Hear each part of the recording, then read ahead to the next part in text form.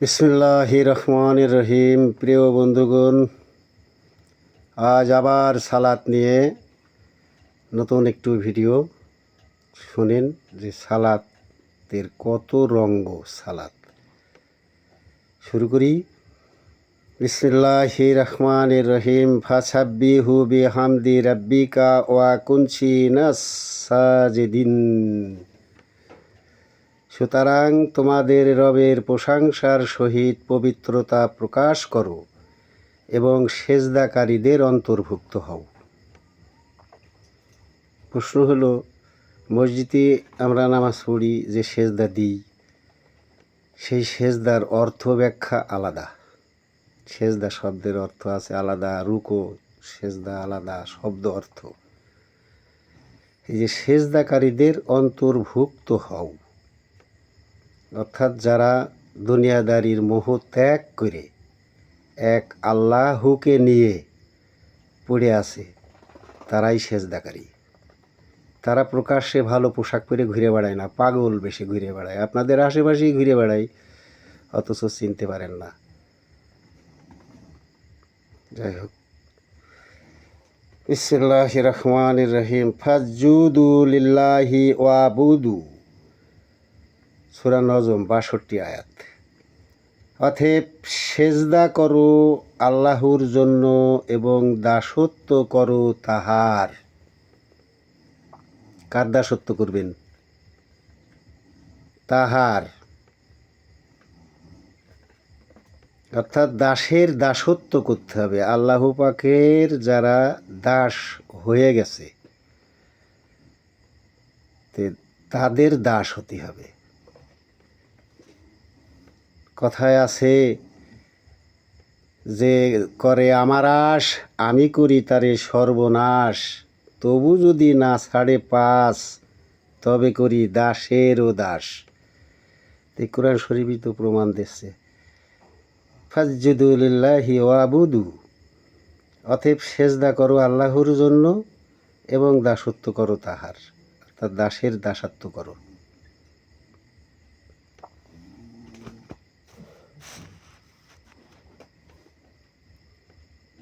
ফাল ইয়াবুদু রাব্বা হাজাল বাইত,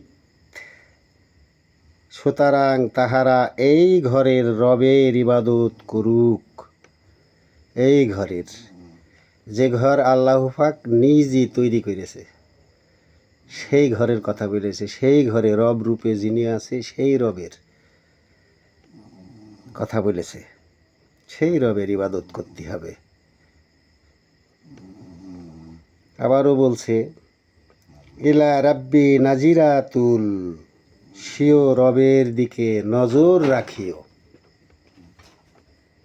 তাহার দিকে নজর রাখতে বলছে সব সময়।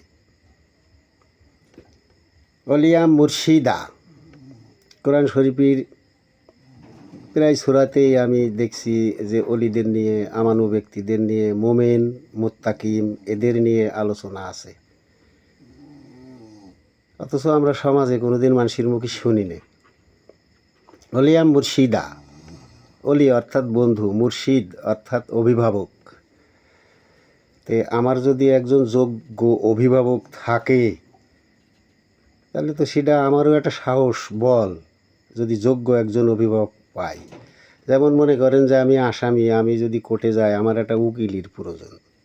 কোরআন শরীফে কিন্তু লেখা আছে ওয়াকিলান, অর্থাৎ সুপারিশকারী।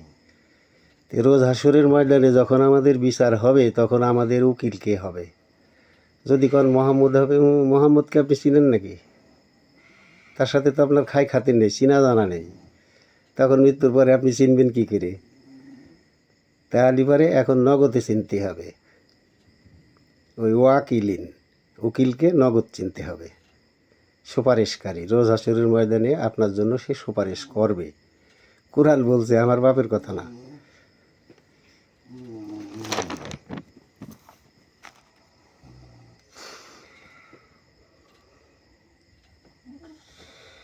ওয়ালাকাদ ইয়ারসালনা, আমরা বিসমিল্লাহির রহমানির রহিম আরও শোনাইতেছি।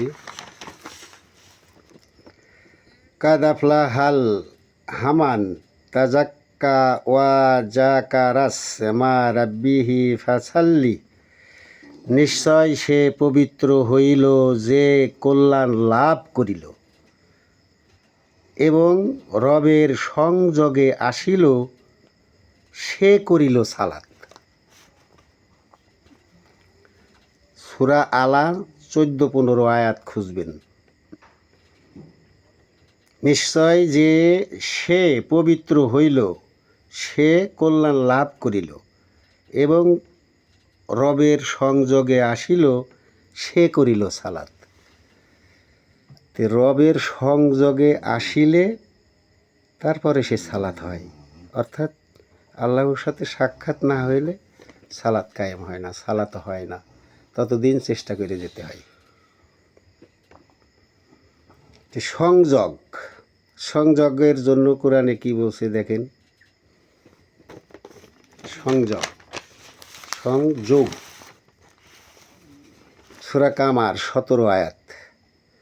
ওয়ালাকাদ ইয়ারসালনা আল কুরআনা লিযিকরি ফাহাল মিন মুদ্দাকিরিন, অর্থাৎ নিশ্চয় আমরা আল কোরআনকে সহজ করিয়া রাখিয়াছি স্মরণ সংযোগের জন্য, অতএব সংযোগ ইচ্ছুক কেহ আছে কি? কত সুন্দর করে ডাকতেছে যে সংযোগ ইচ্ছুক কেহ আছে কি? হ্যাঁ, কেউ তো তাদের ডাকে সাড়া দেয় না। যারা ডাকছে তাদের ডাকে তো কেউ সাড়া দেয় না। সূরা কামারে এই কথাটা 4বার উল্লেখ করেছে। নিশ্চয় আমরা আল কোরআনকে সহজ করিয়া রাখিয়াছি স্মরণ ও সংযোগের জন্য, অতএব সংযোগ ইচ্ছুক কেহ আছে কি?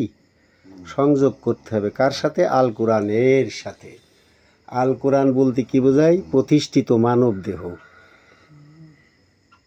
জানলেওয়ালা ব্যক্তি, সে সব কিছু জানে। সেরকম লোকও আছে আমার জীবনে, 3-4 জন পাইছি আমি। 2 জন পাইছি আল্লাহর ওলি, জয় গুরু। যারা সংযোগ ইচ্ছুক না, 4বার এই কথাটা সূরা কামারে উল্লেখ করিয়াছে। যারা সংযোগ ইচ্ছুক না তাদের জন্য কি বলছে 5বারের বার দেখেন একই আয়াতে। ওয়ালাকাদ আহলাকনা আশইয়াকুম ফাহাল মিন মুদ্দাকিরিন। আরেকবার পড়ছি শুনুন।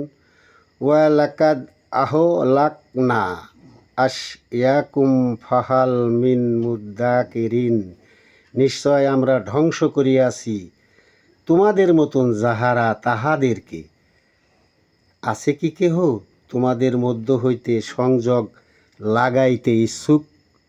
অর্থাৎ সংযোগ লাগাবেন কার সাথে? মুত্তাকিম ব্যক্তির সাথে। মুত্তাম ব্যক্তিরা কিন্তু সাইজে গুজে থাকে না, পাগল বেশিরভাগ থাকে, চিনে নিতে হবে। মুত্তাকিম ব্যক্তি, মোমেন ব্যক্তি যারা, তারা পাগল বেশি থাকে। বর্তমান এটা ঘোরকলি, তারা ছাইপে থাকে, মানুষের থেকে অনেক দূরে থাকে, জ্বালাই মানুষই, সেই জন্যই তারা অনেক দূরে থাকে।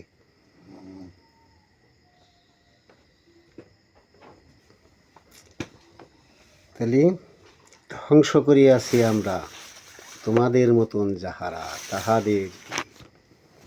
আরো সালাতের কথা শুনবেন। সালাতের কথা বলতে গেলে শেষ হবে না। সালাতের এরকম আয়াত যেভাবে পড়িয়ে আপনাদেরকে ব্যাখ্যা শোনাইতেছি, এর আবার তাসওয়াব আছে। যদি আপনারা সালাতের তাসওয়াব শুনতে চান তাহলে অবশ্যই কমেন্টে লিখবেন যে জানতে চাই। কমপক্ষে 10 জন জানতে চাইলে আমি সালাতের তাসওয়াব শোনাবো। একটা মজার কথা শোনাই। তত্ত্ব চিন্তায় শতাতং চিন্তে, পরিহর চিন্তায় নশ্বর চিন্তে, ক্ষণমিহং সজ্জন সঙ্গতি রেখা, ভবতী ভবনকে তরণে নৌকা। কথাটা সাংস্কৃতিক ভাষা হলো, ব্যাখ্যাটা খুব সুন্দর। হৃদয়ে ব্রহ্মপদ, অর্থাৎ গুরুপদ, হৃদয়ে ব্রহ্মপদ করহে সদা ভাবনা, কখনো মহাই ধনে নো করো ভাবনা, একমাত্র সাধুসঙ্গ ক্ষণেকেরও তরে, তাহাই পারের তরি সংসার সাগরে। আপনি আইছেন একদিন, যাইবেন একদিন, 2 দিন শেষ, মাঝখানে 5 দিন আপনার সদাই করার সময় এই দুনিয়ায়। বেচা কিনা যাই করবেন, যাই কিনবেন, 5 দিন সময়। যতই আপনি ঘুরে ফেরেন ওই 5 দিন। তাই সাধু সঙ্গ না করলে কেউ সত্যের সন্ধান পাবে না। এর আগের ইয়েতে কইছি আমি যে সূরা ফাতিহা বা ফাতেহা শব্দের অর্থ উদ্ঘাটনকারী। উদ্ঘাটন কিসের উদ্ঘাটন? সত্যের উদ্ঘাটন। সত্যটা কি সেটাই জানতে হবে। শব্দ অল্প একটু শব্দ, ভাষা শব্দ যে সত্য, কিন্তু এটা অনেক কিছু। তো আজকের মতন বিদায়। জয় গুরু।